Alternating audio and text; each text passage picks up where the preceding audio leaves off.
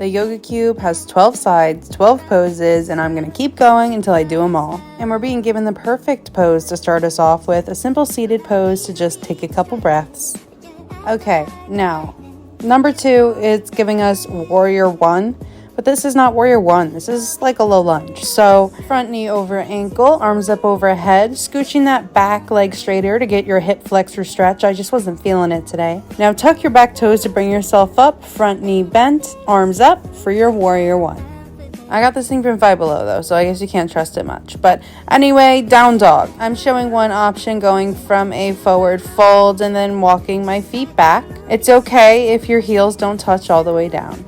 Now, if you've been following along with me, then get ready. We're taking a little break here in child's pose. I myself prefer a wide-legged child's pose, so taking your knees out to the sides of the mat, sinking down and bringing your chest and forehead down to the mat. And if you're lucky, maybe you'll have a cute cat that comes to join you on your journey.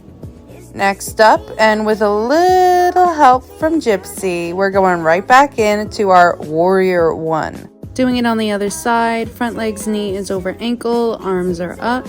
Again, bringing that back leg back straighter for extra hip extension. Tuck the back toes and inhale yourself up. It's okay if you wobble, up to your Warrior 1. And just as I brought you back up, we're going right back down for another child's pose. So a traditional child's pose is with your knees together, but if you have a big belly and thighs like me, it doesn't give you a lot of space. So that's why I opt for the wide-legged child's pose so I can get myself down to the mat. Plus it's extra hip work. Time to come back up, my loves, because we're going into Warrior 2. Taking a wide stance here, right foot pointing away from you, left foot facing forward. Bending into that right knee, bringing your arms up to a T, shoulders down. Don't mind me just having a little extra fun here with this one.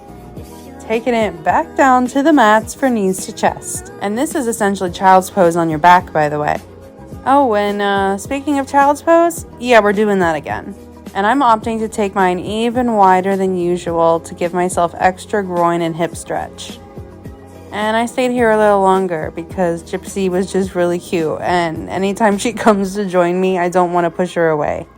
Alright, getting back to the grind, getting back to work, we are going to Warrior 2. On the other side now, left foot pointed away, right foot pointed forward, bending into that front knee, arms to a T. And maybe you pick up your cat to do one-armed Warrior 2. Kissing it for good luck to get a new pose, and guess what? It worked out, we're going to triangle. Getting into a Warrior 2 stance, straighten the front leg, reach forward, hinging at the hips, bringing your right hand down to your ankle, shin, blocks, or the mat, making sure to keep that heart open. And finally, it's time for one of my favorite poses, tree pose. Options here to bring your left heel to just above your right ankle. Bring your hands to heart or grow your branches. This is tree pose. Option to bring your left foot up to your calf. Same arm options as before, and you may begin to feel yourself start to sway, and that's okay. Now, third option, to bring your left foot all the way up to your right inner thigh. It might depend on what kind of pants you're wearing. It's a lot of hip opening and balance, especially when you start to grow your branches. Now don't go anywhere, because guess what? We're doing it on the other side. So choose your own adventure here. See where it is that you'd like to go and see what your body's asking of you today. And if you'd like to try with your foot up high, remember it's okay to fall. That's all part of the practice. And now we've earned a little bit of rest with a resting pose. Go ahead and lie on your back and take as many breaths as you need. We're making our way back up slowly, first coming to a seat. Thumb to index finger to form your Jain Mudra to symbolize your oneness with the universe. And now get ready, because we're getting into another new pose. Getting down onto our bellies and bending our elbows to bring our hands right up around our breastbone. Feet tops will be actively pushing into the floor for support, making sure to keep those elbows in as you inhale yourself up, keeping the gaze just above your mat so that you keep a long neck. Option to bring yourself up for high cobra, hips staying on the mat, hands under your shoulders. And it looks like we're due for another down dog. From tabletop position, tuck your back toes and inhale your butt up to the sky, keeping those shoulder blades down the back.